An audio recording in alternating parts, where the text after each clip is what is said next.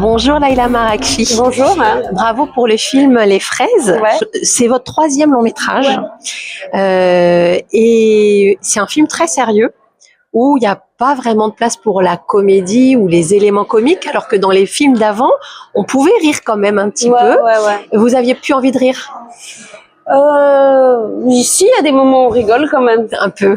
Quand même, un petit peu. Quand même un peu. Un petit peu. Mais c'est un film dur, c'est pas un film, c'est un film un peu en colère, en fait, je crois. C'est un film de survie, je crois. C'est une sorte de survival, je crois. Pourquoi à ce moment-là de votre vie et de votre carrière de cinéaste, c'était ce sujet-là qui s'imposait à vous? Je crois que c'est un film, ça a mis du temps à trouver ma légitimité, ça m'a mis 6 ans d'arriver à faire ce film. Donc j'ai mis du temps à trouver l'angle et d'où je voulais raconter mon histoire. Ça fait longtemps que je vis en France maintenant, j'ai quitté le Maroc, j'avais 18 ans, enfin j'ai fini par faire mes études, après j'ai toujours de la famille au Maroc, donc je suis vraiment aussi entre les deux. Il n'empêche, je crois que il y a quelque chose qui me touche dans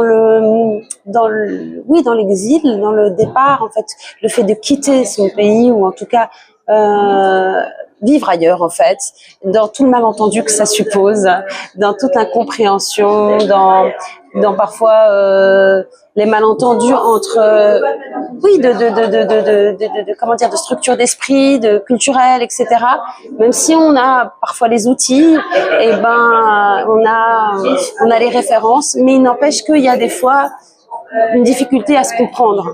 Et moi, c'est quelque chose qui m'intéresse. Et donc, je crois aussi que le film m'a parlé à ce niveau-là. C'est pour ça qu'il y a beaucoup aussi de traduction d'une parole qui est aussi transformée, qui n'est pas dite, qui est empêchée, qui est enlevée, qui est retraduite. Donc, en fait, toutes ces questions-là m'intéressent. C'est d'ailleurs pour ça peut-être que vous avez décidé de faire cette scène à la fin où elle arrache la parole littéralement à tout le monde, même aux gens qui sont avec elle, parce que ce sont des voix qu'on n'entend pas. On n'entend pas.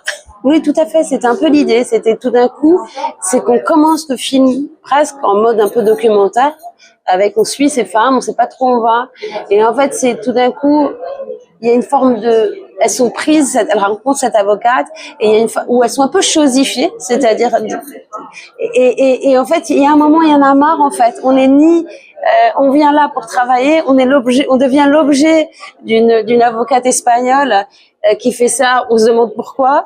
Et en fait, l'idée, c'est aussi de se dire, mais pourquoi, c'est aussi se dire bon on existe, on peut pas être considéré comme toutes les mêmes, quoi, c'est pas possible en fait. Donc il y a une prise de parole pour moi qui était hyper importante. J'aurais voulu encore qu'elle soit encore plus longue. Et d'ailleurs, vous dites que vous avez mis 6 ans à trouver votre place, enfin d'où vous vouliez raconter cette histoire. Qu'est-ce qui s'est passé? Qu'est-ce qui explique ce temps? D'abord, ça a été un long processus d'écriture parce que au départ, j'ai commencé à raconter le film du point de vue des filles, puis tout d'un coup, je suis repartie sur l'avocate, je suis rentrée dans l'histoire par l'avocate espagnole, et finalement, j'ai changé. Ça met du temps parce que malgré tout, c'est un projet qui est sur plusieurs territoires, plusieurs pays, et le financement n'est pas simple, hein. On est en film en langue arabe, donc on n'est pas qualifié. On a eu plein d'aides en France, mais c'est un film donc plus difficile à financer du fait de la langue. Donc le processus aussi de financement a mis du temps. Donc il y a tout quand même. C'est des films qui sont quand même ambitieux à faire parce que il y a tout un casting espagnol à faire, un casting marocain à faire. Donc il y a quand même, ça demande quand même toute une logistique qui est pas simple, à la fois financière mais aussi de fabrication. Vous parliez justement de la difficulté du casting en Espagne, au Maroc, et vous avez un casting à 5 étoiles. Nesrine Radi, évidemment, elle est professionnelle, on l'a vu dans des films avant, elle a une très grande puissance de jeu. Pourquoi, je ne sais pas si vous avez écrit le film en pensant tout de suite à elle, ou qu'est-ce qui vous a fait aller vers elle pour incarner Hasna? Au départ, pour vous dire vrai, c'est que moi je vais travailler avec des non-comédiennes et des vraies saisonnières, et en fait très vite je me suis rendu compte que ça allait être très compliqué vu le nombre de jours de tournage qu'on avait. Et il y a aussi la question de la responsabilité. La responsabilité quand on travaille avec des non-comédiens. Qu'est-ce qu'on fait après le tournage? Donc, et je me suis dit que j'avais envie. Et en fait, après, j'ai changé un peu mon fusil d'épaule. Et là, j'ai rencontré Nisrine. J'ai une amie qui m'a dit, mais il faut que tu vois Nisrine et tout ça. Et je l'ai rencontrée.